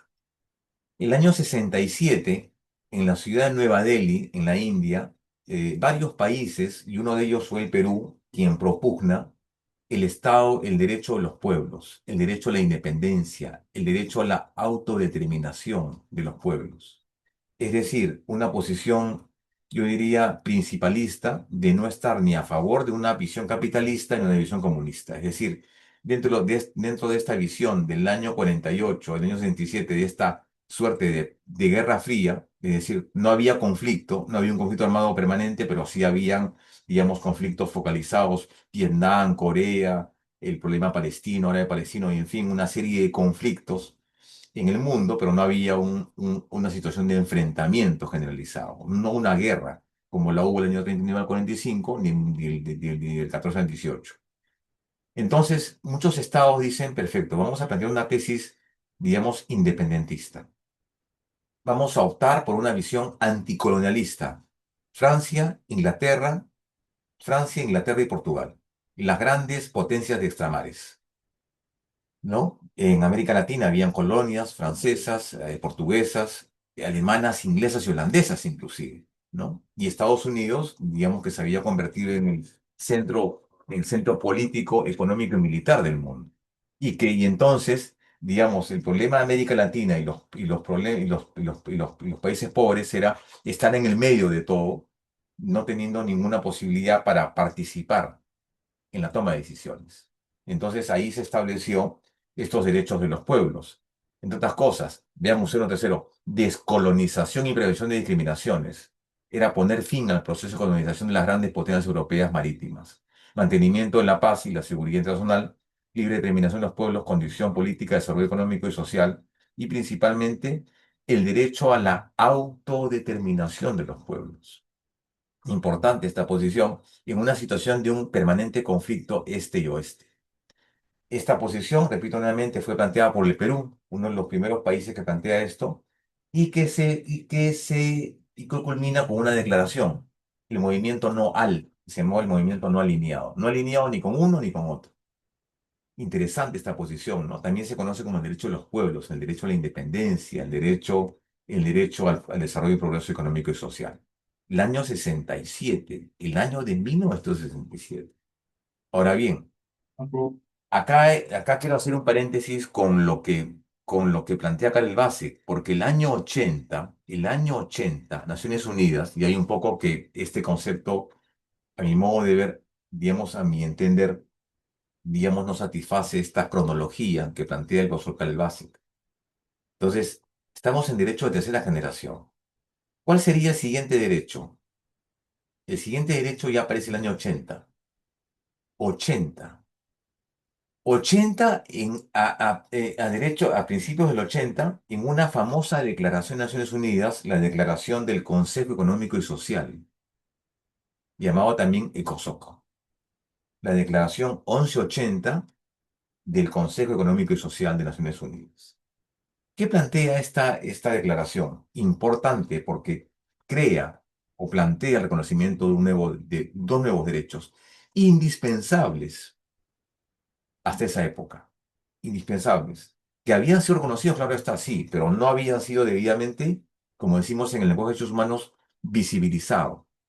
Nos referimos a dos: paz y desarrollo. Esta resolución 80 dice: los seres humanos tenemos el derecho a la paz y el desarrollo. Paz y desarrollo, aunque pueden ser, digamos, un tanto demasiado genéricos, ¿no? Atmosféricos. Paz, dice, pero ¿qué cosa es la paz? Decían. La paz es un estadio. La paz, decía el profesor von Clausewitz, uno de los más importantes polemólogos del mundo, decía que la paz no es ausencia de guerra. Un Estado puede estar sin guerra, pero no tener paz. Así como en el Perú, ¿no? En el Perú no tenemos un conflicto armado con un vecino, pero no tenemos paz. No tenemos una guerra, pero no tenemos paz. Estamos afectados de crisis, corrupción, delincuencia, bandas, sicariato, extorsión. Entonces, esta declaración decía: un derecho fundamental es el derecho a la paz, pero la paz entendida no como ausencia de guerra, sino como la falta de satisfacción plena de necesidades básicas. Es un estado en el cual hay una progresión evidente. Lo malo de esta declaración es que no estableció indicadores para el cumplimiento de cómo se garantiza la paz. No se dijo. Y el segundo, importantísimo, el derecho al desarrollo. Importante. ¿Cómo se determina el desarrollo? O sea, planteaba, ¿no? Una posición de la CEPAL el año 70 80. La CEPAL era el Consejo Económico para América Latina, pero ellos planteaban una visión distinta. Decían, bueno, hay varios indicadores para ver el desarrollo, el derecho al desarrollo sostenible. Y decían, bueno, ¿cómo se mide el desarrollo? ¿El desarrollo se mide a partir de qué? ¿De producción? ¿De PBI? ¿Se mide a partir de esta diferencia entre importación y exportación? ¿Déficit económico? ¿O qué? ¿O se mide a partir de prestaciones sociales? Son varios los indicadores, ¿no? Nos lleva ya a una visión mucho más cuantitativa de los derechos humanos. De ser así, yo podría afirmar, por ejemplo, que el Estado más desarrollado en cumplimiento de derechos humanos sería pues Suecia, ¿no? Que tiene los mayores estándares en el mundo de cumplimiento de derechos sociales, educación, trabajo, salud, por ejemplo, ¿no? Si fuera, por ejemplo, por esperanza de vida, yo diría que el país más desarrollado sería Nepal, donde la esperanza de vida llega hasta los 98 años, por ejemplo. Si vamos a hablar acerca que el estándar de desarrollo se mide a partir de la alimentación, diría: el Perú es potencia mundial, ¿no? Porque acá se come rico, y se come rico y, digamos, no con mucha, no con, y, digamos, no necesariamente con mucho dinero, ¿no? Eso es lo que faltó en esta resolución 1180 del ECOSOC, pero es un elemento importante a tomar en cuenta. ¿No es así? El ECOSOC, la resolución del Consejo Económico y Social. Bien, y estamos entonces ya entrando en algún terreno que digamos que son básicamente falencias de lo que plantea en su momento el profesor Karel Base. Bien, derecho de tercera generación. Y de ahí tenemos los derechos de cuarta generación, que no los he puesto acá porque hay un debate interesante al respecto. Los derechos de cuarta generación, y ahí hay que hacer una distinción. Ahí la doctrina no tiene un criterio uniforme ni definido, ¿Tiene que ver con qué? Tiene que ver con lo siguiente. El año 80, el año 80, en Río de Janeiro, se dio una reunión de presidentes, pero con una agenda distinta. Se habló acerca de los derechos de la tierra. Se habló acerca del uso razonable de los recursos energéticos. Se habló acerca de la protección de los mares, de la naturaleza y demás, ¿no? La COP, lo que en su momento fue la COP, la Cumbre de la Tierra. Y ahí entonces se habló en estos derechos de cuarta generación acerca de la debida protección de la naturaleza y los recursos, los recursos en general, del uso razonable de los recursos naturales, del compromiso de los estados frente al cambio climático. Fue la primera vez que se habló acerca de eso. Eso entonces con el tiempo se convirtió en un tema no solamente importante, sino ya yo diría general, ¿no? Porque ya la COP, hasta desde de esa época se hace todos los años, el caso de la protección del medio ambiente, los derechos medioambientales.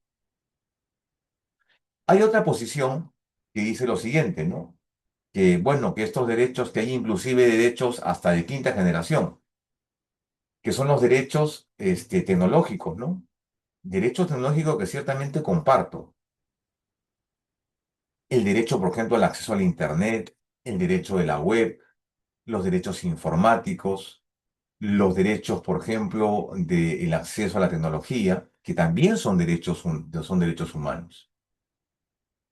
Son derechos humanos. Derecho a la web, el Internet, acceso a Internet permanente, libre y aparte de banda ancha, que son derechos, ciertamente, derechos de la tecnología.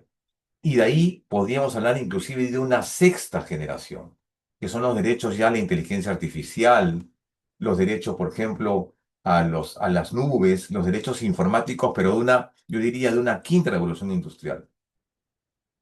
Todavía al respecto de ello no hay consenso, porque los derechos tienen una particularidad. Son derechos eminentemente dialécticos, están en permanente cambio y en evolución. Es un tema también interesante. Hasta ahora no hay ningún concepto, digamos, consensuado al respecto, si es que podemos hablar inclusive de derechos de sexta generación. Pero vean ustedes cómo efectivamente la doctrina del profesor Karel Basek va cambiando con el tiempo, ¿no? Y va desnudando algunas falencias, las que he dado cuenta. La resolución 1180 es una de ellas. El hecho también de, por ejemplo, estos derechos sociales de la revolución del año 19, 18, 17, 18, 19, también incorporan este concepto. Entonces, hay efectivamente algunos problemas ahí al respecto. Quiero dejar de compartir este material para entrar, por eso un poco apago la cámara, porque quiero compartir con ustedes la última parte a la que quiero dedicarle hasta la culminación de la clase, que es esta. Doctora Suri, me da un segundito para dejar de compartir esto y compartir el material que tenemos adicionalmente a este que está acá. Declaración de los derechos. La Declaración de los Derechos de Acá está, este es. Perfecto. A ver, un segundo. Aquí está, un segundo. Un segundo, por favor. Vamos a dejar de compartir este material para compartir el material que tenemos a partir de esta siguiente presentación, que lo voy a traer en relación a una declaración, que se llama la declaración, a un ratito vamos a ver si se puede compartir. A ver, un segundo, por favor. Denme un minuto, por favor. Denme un minuto. Compartir, aquí está. Compartir, aquí está. Por favor, me confirma si se ve el material que estoy compartiendo. Por favor, me confirma si se ve. Sí, doctor, sí se está visualizando.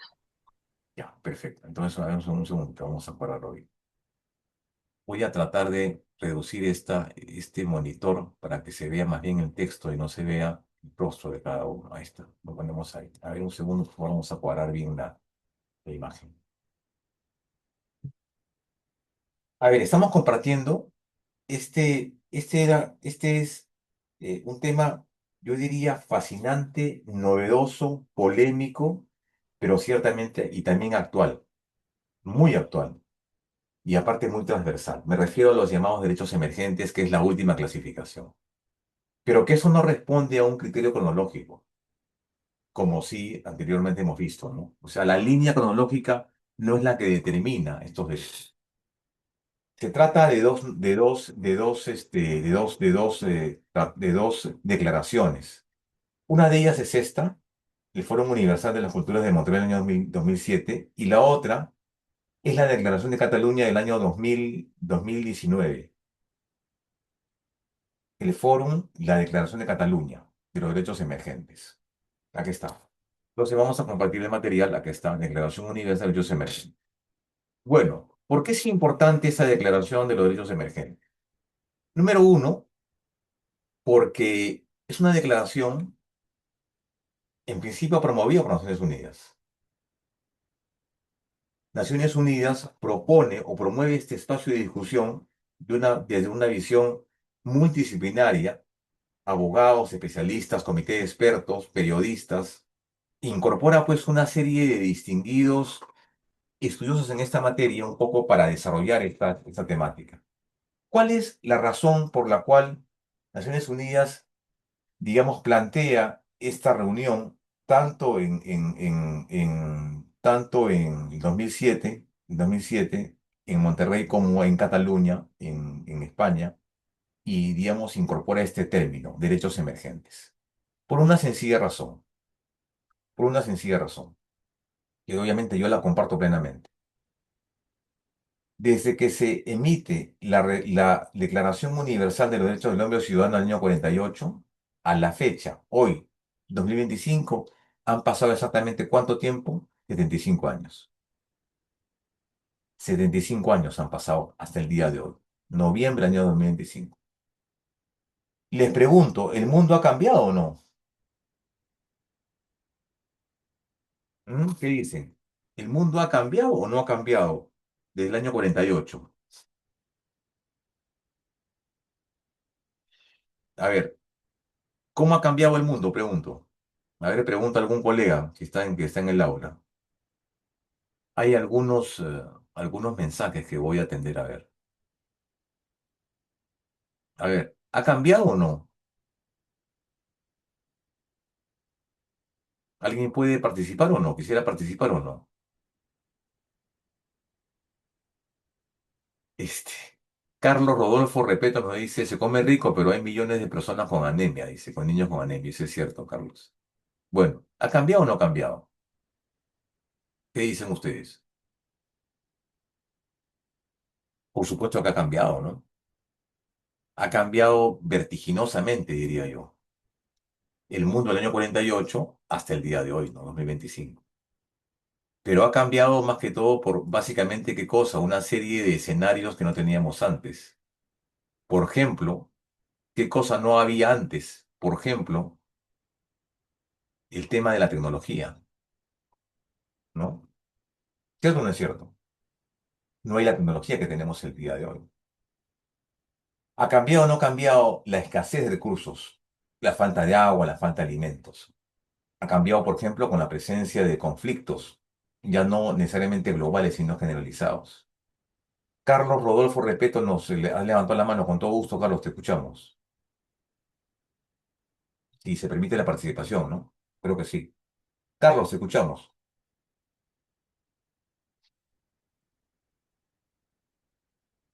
Y doctora Zuli, le damos la palabra a Carlos Repeto. Sí, doctor, estoy habilitando el audio. Ya. Un poco para hacer más participativa la sesión. Carlos, por favor, verifica si tienes el audio habilitado. Doctor, buenas noches con todos, qué gusto, un placer escucharlo. Gracias.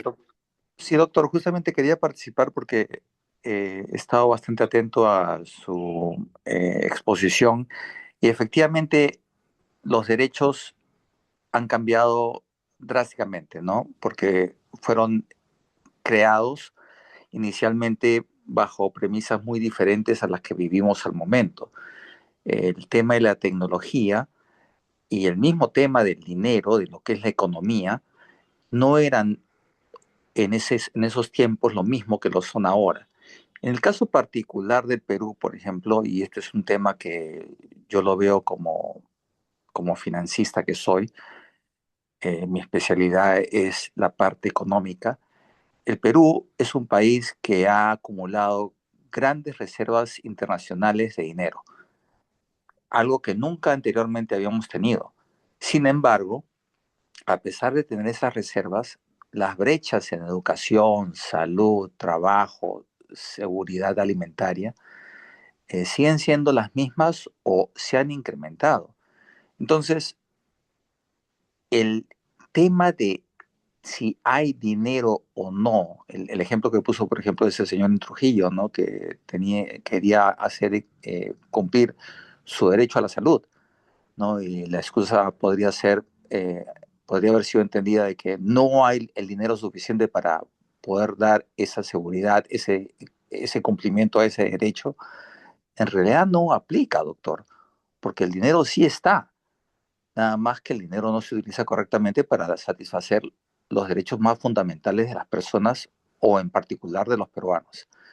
¿De qué sirve tener tantas reservas si no podemos eh, preservar lo que es más importante, que es la salud de nuestra población, de nuestros ciudadanos, de nuestros compatriotas?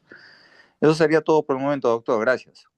Claro, gracias, gracias Carlos, muy pertinente tu comentario. Y en específico, o sea, nuevamente, los derechos del año 48 no están situados en una perspectiva de hace 75 años, o sea, ¿no hay derechos nuevos? Yo creo que sí, hay derechos nuevos. La lógica de esta declaración no significa que los derechos hayan sido sustituidos por otros o reemplazados por otros, sino que hay derechos, como dice su nombre, emergentes, o sea, que han estado sumergidos y en un momento comienzan a emerger, a salir a la superficie. Por ejemplo, me refiero a algunos derechos, voy a dar tres, entre otros. Los derechos de las minorías sexuales, históricamente relegadas, ¿no? ¿Estamos de acuerdo o no? Número uno. Número dos, los derechos que implican una suerte de reivindicación ideológica y política. Por ejemplo, los derechos de los migrantes. Una situación que no había hace 75 años o no era tan evidente. Y los derechos que tienen que ver con una democracia paritaria. Esos derechos entonces han comenzado no a crearse, sino estaban ahí latentes, comenzaron a emerger como consecuencia de los conflictos nuevos. La falta, la hambruna, las crisis sociales, la falta de representatividad política, las dictaduras, la tecnología y sus distintas manifestaciones. En fin, tenemos solo una revolución de la AI que dice que redefine el concepto de los derechos humanos porque efectivamente son conceptos disruptivos. Y los derechos humanos son categorías extremadamente sensibles que frente a estos contenidos nuevos comienzan a adaptarse. Lo que pasa, y lo que siempre he sostenido yo, es que los derechos humanos están un paso atrás de la tecnología y de la ciencia. Y lo que busca la ciencia ahora es ciertamente deshumanizar al derecho. Entonces, eso es lo que debemos evitar, ¿no? Es decir, ahora ya no se requiere el trabajo del abogado, sino simplemente, ¿qué cosa? Un chat, una AI y ya tenemos la clase, ¿no? Entonces, vean ustedes lo interesante que resulta siendo esta visión de los derechos emergentes. Voy a solamente dar cuenta de algunos para que vean ustedes lo importante que son actuales, y efectivamente son actuales, vigentes y el día de hoy, digamos, se encuentran plenamente justificados, ¿no? Se encuentran qué cosa plenamente justificados. Estas son algunas razones, algunas justificaciones en el ámbito de principios, dignidad y demás. Pero quiero analizar con ustedes algunos de estos derechos. De ustedes no sé si compartirán conmigo efectivamente la importancia de estos derechos. Por ejemplo, voy a solamente señalar algunos. Este me parece importantísimo y que es una piedra en el zapato para todos los estados. El derecho a la renta básica, o ingreso ciudadano universal. ¿Qué significa? Es un derecho que asegura a toda persona con independencia de edad, sexo, orientación sexual civil o cualquier otra condición laboral a que si esa persona sufre alguna situación de detrimento de su economía, de detrimento que no le permite satisfacer necesidades básicas, el Estado, ¿de acuerdo? El Estado tenga que sufragar sus necesidades. Es decir, el Estado le paga una remuneración, el Estado le paga una pensión, el Estado asume sus costos.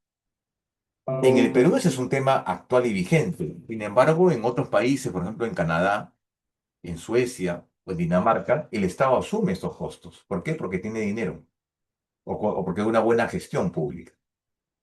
Esto en el día de hoy en el país sería un tema imposible, ¿no? Derecho a renta básica. Se reconoce el derecho a un ingreso monetario periódico, sufragado con reformas fiscales a cargo del presupuesto del Estado. Imagínense ustedes, el Estado tenga que sacar dinero de donde no tiene para sufragar los costos y necesidades de los ciudadanos.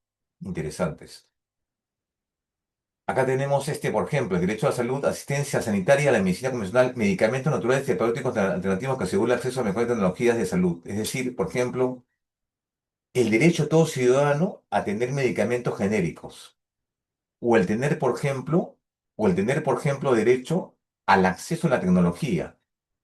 ¿A qué me refiero con esto?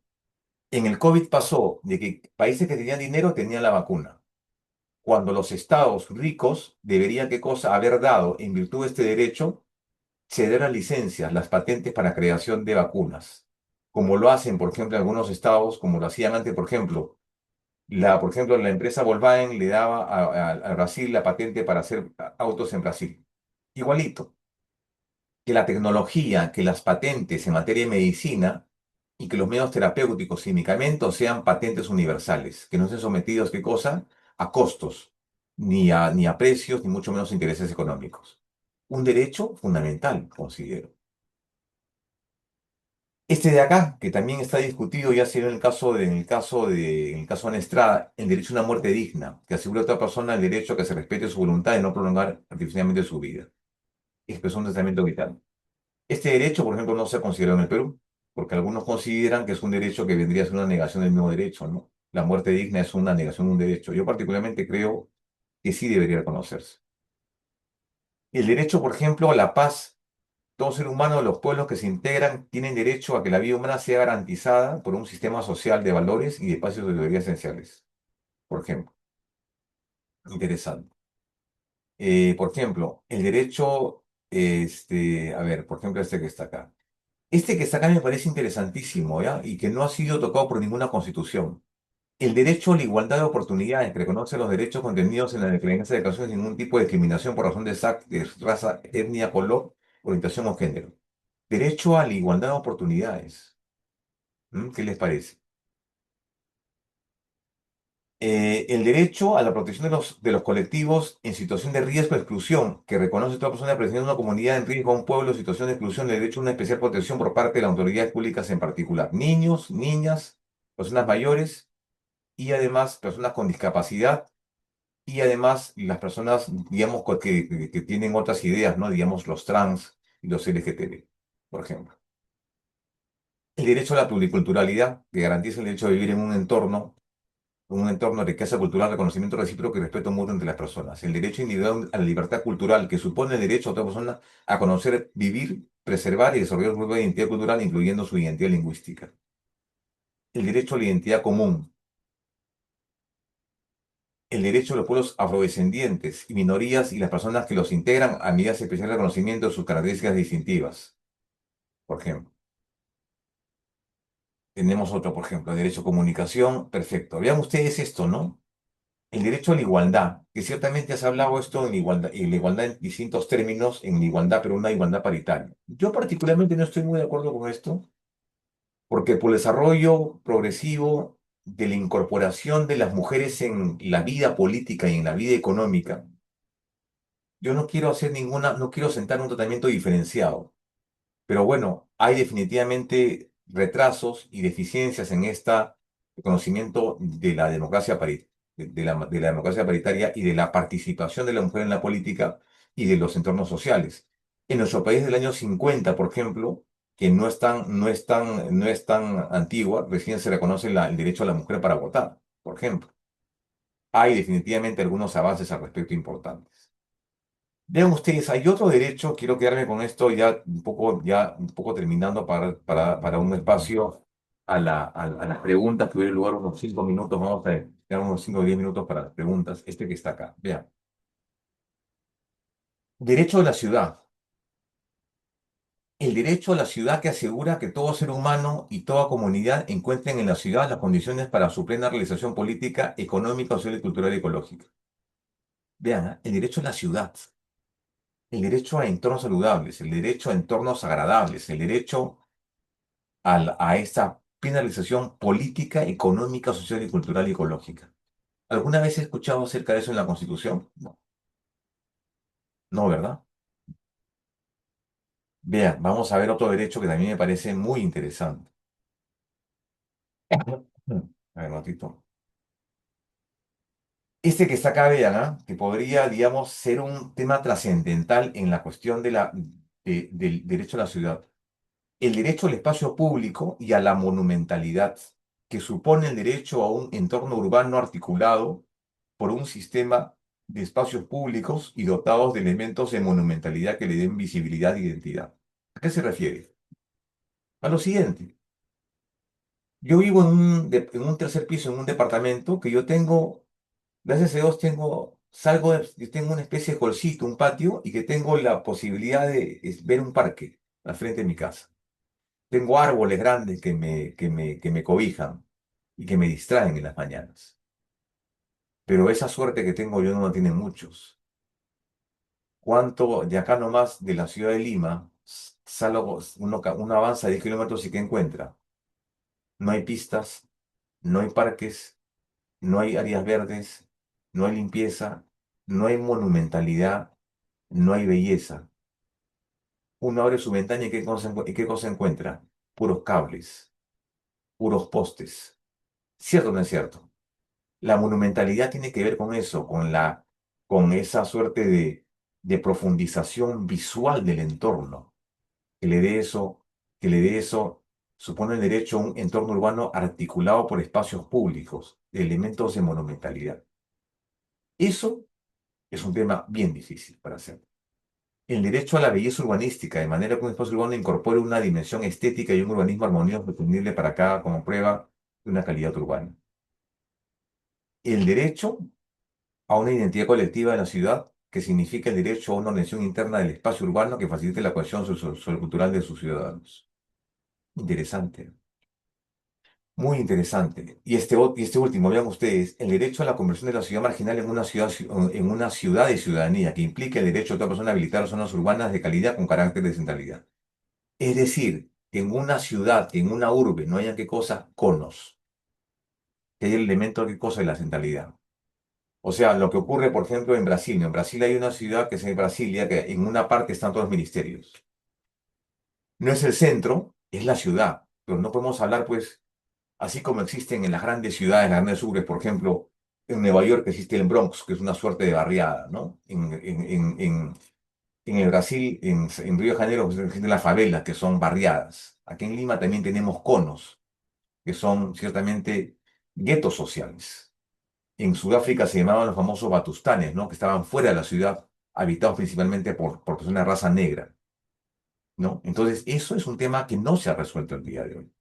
Nuevamente, Carlos, que has pedido el uso de la palabra. Si te escuchamos, Carlos, con todo gusto.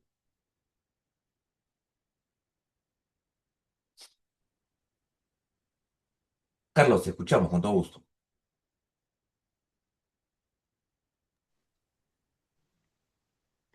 Doctor, sí, justamente acerca de eso que está comentando, acerca del derecho, por ejemplo, a tener una buena vista de su vivienda y tener esa paz que transmite esa visión de la naturaleza, es aplicable, claro, pero también tengamos en consideración que cuando uno es joven y sale, digamos, de ese tipo de lugar, ¿no? Digamos que uno tuvo el privilegio de crecer en eso y se va a una ciudad eh, cosmopolita, digamos, por ejemplo, Nueva York, en la cual uno abre la ventana y están los cables, están por todos lados las sirenas de las ambulancias.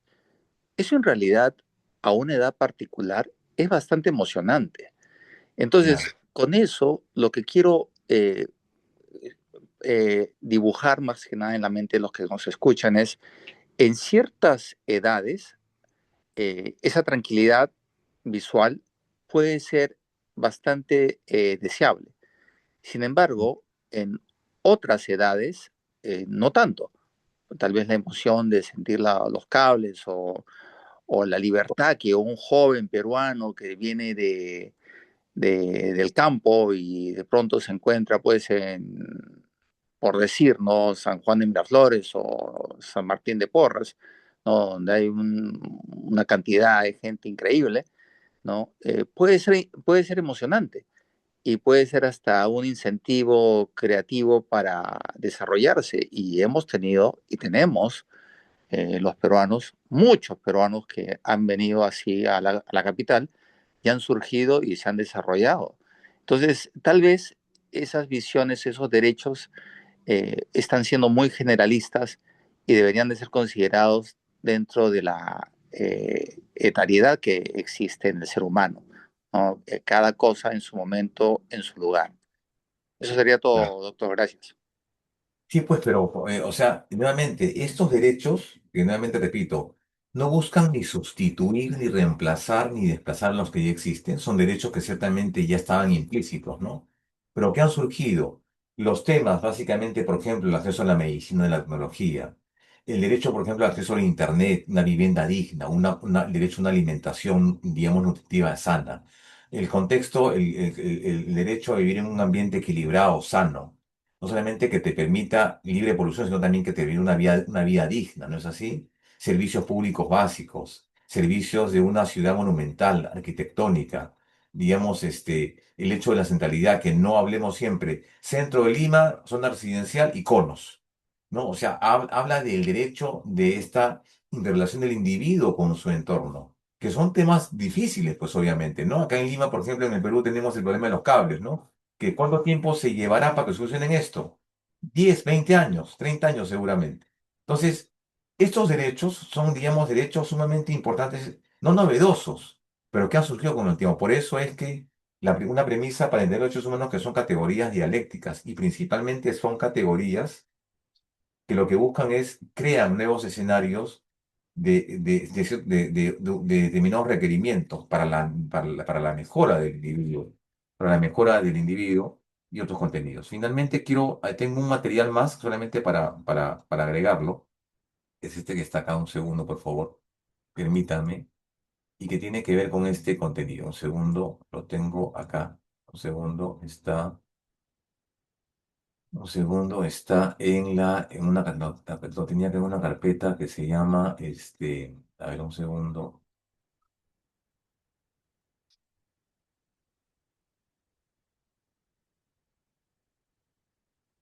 Pues aquí está, un segundo, declaración, ANDAP texto.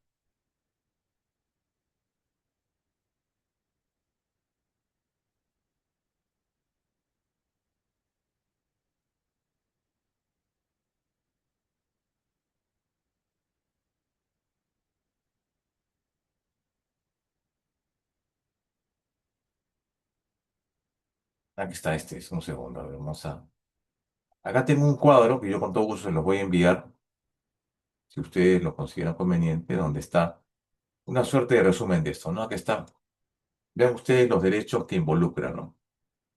¿Se está viendo? Por favor, confirmen. Sí, doctor.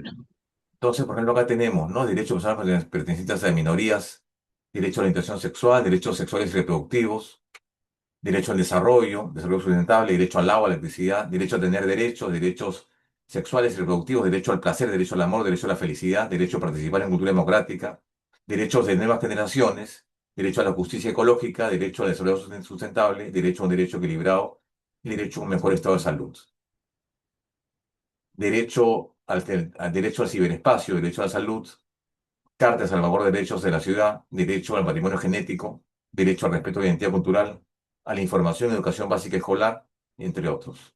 Respeto de los derechos fundamentales destinados a los derechos humanos.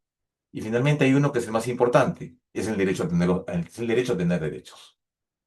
¿No? Vean ustedes digamos, los amplios contenidos que hay. en esta materia. Entonces, es obviamente un tema interesante de discusión y estos espacios académicos nos permiten un poco compartir esto, ¿no? Compartir esta visión. Acá tenemos una especie de, cuando recuerdo que hay un cuadro, nos permite entender esto. Me parece que está acá, y ahora está en otro texto. Pero en fin, nos da tiempo, nos da espacio, ¿no? Para discutir y comprender esta temática problemática. Esta problemática en la temática de los DDH. Bueno, yo les agradezco muchísimo la invitación. Les agradezco sobremanera el tiempo prestado a la institución ANDAP, mi agradecimiento por la convocatoria, por la consideración de iniciar esta aventura académica que implica esas 16 sesiones por parte también de distinguidos colegas y principalmente de esta oportunidad que me han brindado para compartir estas reflexiones en apostilla sobre un tema tan importante a las puertas de la celebración de acá a 8 días de los derechos humanos y sus generaciones. Doctora Suri, no me despido no sin antes agradecer también a usted su gentil invitación. Y bueno, nos veremos la próxima sesión que ya será en fecha próxima.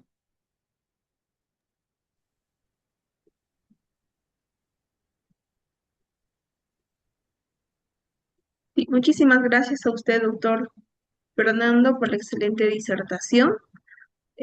Aquellos participantes que desean realizar sus preguntas, por favor, pueden alzar la mano o en su defecto pueden realizar sus preguntas en el chat. Caso contrario, estaremos ya concluyendo la primera sesión de este diplomado. Igual, la siguiente sesión vamos a continuar con el desarrollo de este diplomado. Específicamente se va a tratar sobre los sistemas de protección de los derechos humanos. A ver, voy a habilitar del audio doctor Elvis. Adelante, doctora. Doctor, buenas noches. ¿Qué tal? En primer lugar, agradecerle y felicitarle por esta exposición muy interesante para poder nosotros entender qué derechos tenemos, pero también el ciudadano también tiene deberes, ¿no? Que cumplir. Doctor, solamente es una pregunta respecto al cuadro que usted mostró sobre los derechos. Nosotros tenemos derechos fundamentales. Así sencillamente, a grosso modo, la situación que está pasando en nuestro país, el derecho al asilo político, a hacer mención, ¿qué nos puede decir? Muchas gracias. Sí, o sea, el derecho de asilo político es básicamente, es un derecho de asilo, es un derecho considerado de protección judicial, ¿no?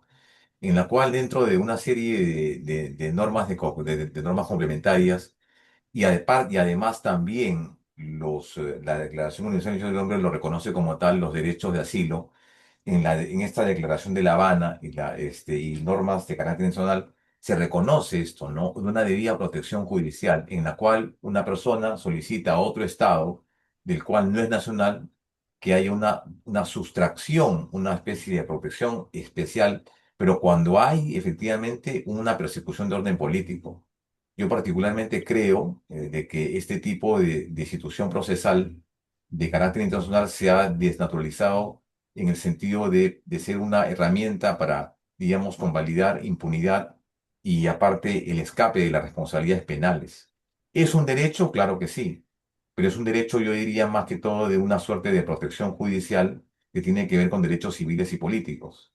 No, pero también está vinculado al derecho de esta suerte de, digamos, los derechos de conciencia y de libertad de conciencia, ¿no? Que tiene que ver con el solo hecho del pensamiento. Si uno es perseguido político, ¿de acuerdo? Si una persecución política por sus ideas, digamos, esta protección judicial cabría, pero no puede mantenerse esto como una suerte digamos, de exclusión de responsabilidades penales cuando hay juicios abiertos, y eso tiene que básicamente rescatarse. Cabe señalar de que cuando se dio esa declaración en el año 59, estábamos frente a una serie de países que no eran democráticos y que iniciaban persecuciones.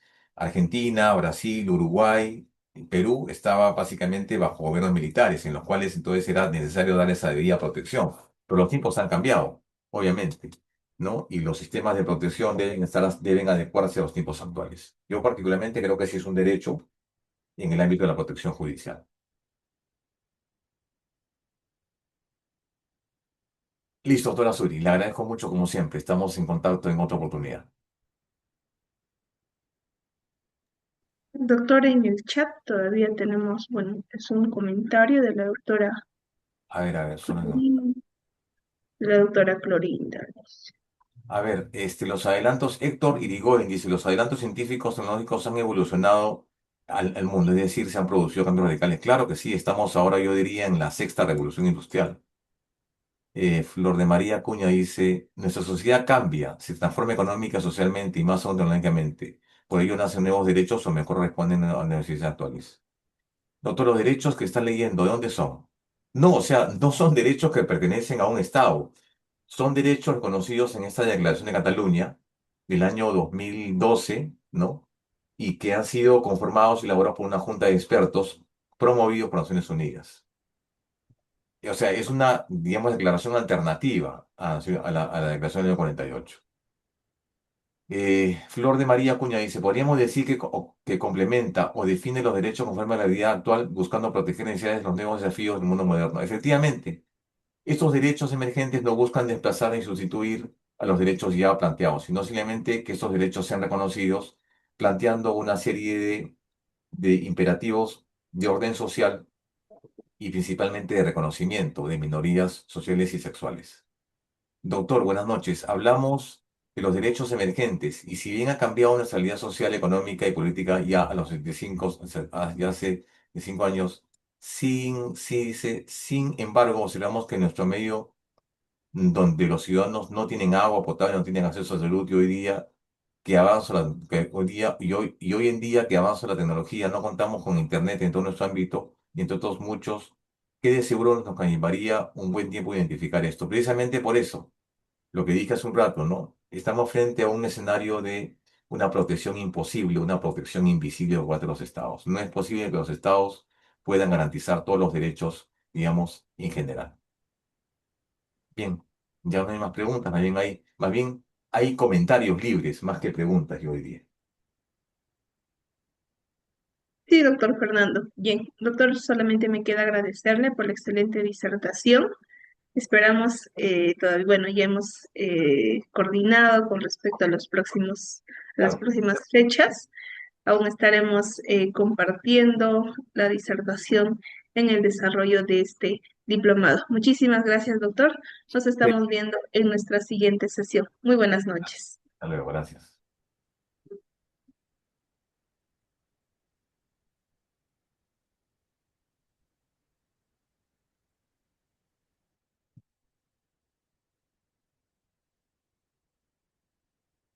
Bien, estimados participantes, hemos llegado a la parte final de esta primera sesión de este diplomado. Como reitero, se va a desarrollar en 16 sesiones en vivo. Esta fue la primera sesión. Las clases serán los días martes. La siguiente semana vamos a tener dos sesiones, el día martes 9 de diciembre y el martes 10 de diciembre. Igual vamos a estar desarrollándolo la siguiente sesión. Se va a desarrollar todo lo referente a sistemas de protección de los derechos humanos, que se va a abordar los temas sobre el, a ver un momento, por favor, el Sistema Universal de los Derechos Humanos, la Declaración Universal, los organismos del Sistema Universal, los órganos de vigilancia. Todo ese tema se va a abordar el día 10 perdón, el día 9 de diciembre, y el día 10 vamos a tocar ya básicamente sobre derecho internacional de derechos humanos. Las sesiones van a ser consecutivas. El día 9 nos estará acompañando el doctor Guillermo, y también el día 10 nos estará acompañando la doctora Sandra Gil Armas, las dos en esta sesión. Ya como el doctor Fernando lo ha mencionado, teniendo en cuenta que se va a celebrar todo lo referente a los derechos humanos allá. Con respecto a la asistencia a doctores, ya nuestro sistema de la plataforma Zoom está entrelazado a nuestra página web. Los que están inscritos automáticamente ya se ha registrado en el sistema de la página web. Para el día de mañana estaremos habilitando igual en la plataforma web, en su aula virtual de cada participante, el vídeo de esta sesión, más los materiales que el doctor Fernando ha estado proyectando en el desarrollo de su disertación sobre los derechos humanos. Derechos humanos se va a desarrollar en 5 sesiones, doctores. en la cual, como reitero, se va a desarrollar varios temas. Ujú. Ya los que todavía no se han inscrito también a nuestro diplomado, también pueden aún inscribirse, hay facilidades de pago. Doctora Nancy, la siguiente semana es el día martes 9, vamos a tocar el tema sobre sistemas de protección. Igual hay que seguir de acuerdo al contenido del brochure que se le ha compartido a todos en el chat, se les ha compartido. Eh, sí, doctora Clorina, va a ser el día martes 9. El tema que se va a abordar es sobre los sistemas de protección. A ver, voy a compartir la pantalla. Me permite un segundo.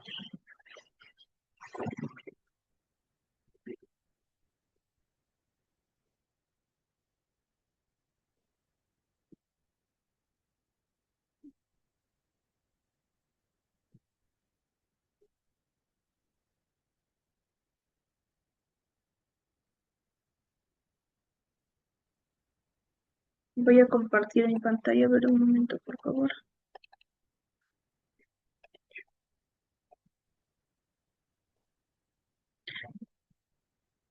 Este es el tema que se va a abordar en la siguiente sesión sobre sistemas de protección en los derechos humanos. Como reitero, en este tema se va a abordar los siguientes temas sobre el Sistema Universal de los Derechos Humanos, la Declaración Universal de los Derechos Humanos, los organismos del Sistema Universal de Derechos Humanos, los órganos de vigilancia, los tratados, los mecanismos de control de cumplimiento, entre otros temas, se va a abordar el día martes 9 de diciembre a las 8 de la noche. Y el día miércoles 10 se va a abordar Derecho Interno y el Sistema Interamericano de Derechos Humanos. Ya esta es la parte del sistema internacional. Estos temas se van a abordar en la siguiente sesión. Son 2 sesiones, el día martes 9 y el día miércoles 10 de diciembre. Esos son los temas. Ya la siguiente sesión sería el 16, vamos a estar igual desarrollando, de acuerdo al brochure que se les ha compartido a todos.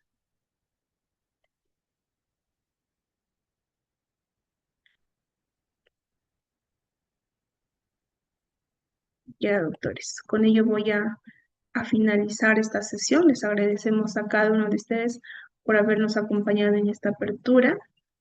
Como reitero, son 16 sesiones en vivo, todavía nos quedan 15 sesiones, nos van a acompañar diversos ponentes en la disertación de los diversos temas de este diplomado. La certificación que se les va a brindar al finalizar la ejecución del mismo, se le va a entregar el diploma que es válido para la Junta Nacional de Justicia, igual válido para concursos públicos y privados. La asistencia, doctor, como les reitero, ya los que están inscritos en el diplomado, en la plataforma Zoom que tenemos está interlazada a nuestra página web, por eso automáticamente ya el sistema les va registrando. Saludos, doctores, muy buenas noches con todos. Nos estamos viendo en nuestra siguiente sesión. Muy buenas noches.